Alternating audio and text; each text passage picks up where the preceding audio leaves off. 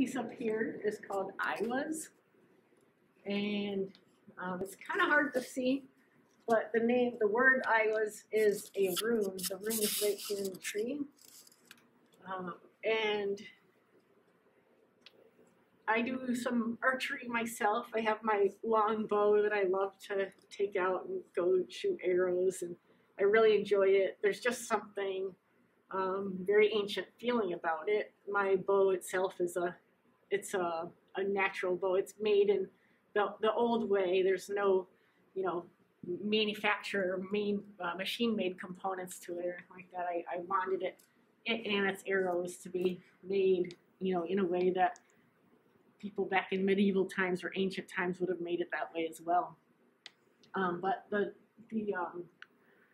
rune I Was is the rune that is used for focus and for concentration, and it also is represented by the yew tree, Y-E-W, which is what many bows back, thousands of years, hundreds of years ago, were made from the yew tree.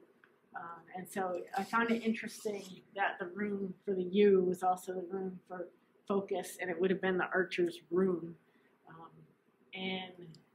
or a rune you would want to use to sort of,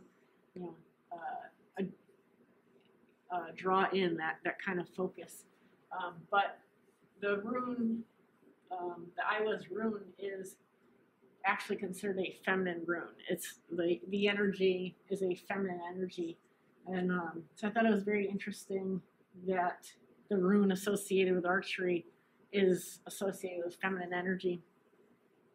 And, I think in modern times, we have such rigid categories for what's feminine and what's masculine.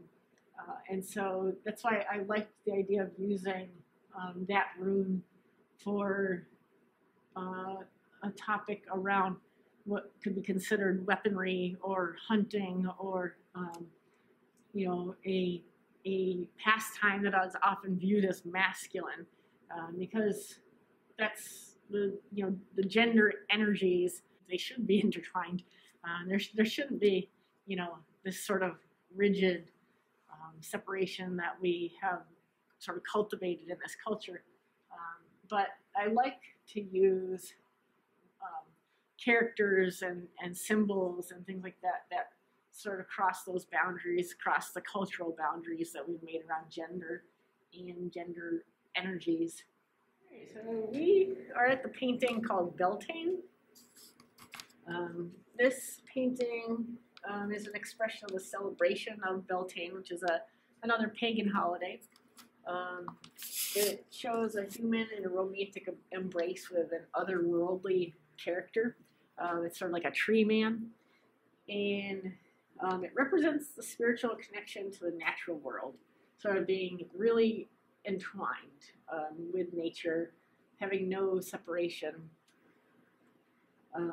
The holiday itself celebrates youth, and it's the spring celebration. There's a lot of babies, baby animals and things like that being born, and so this piece is really about a youthful energy and love, and sort of being lost in it, being lost in that youthful joy. You've got everything sort of paired off. You've got wolves and you've got rabbits, and the people. That's kind of representing the romantic, not only the fertility aspect of reproduction, but also the romantic love aspect as well.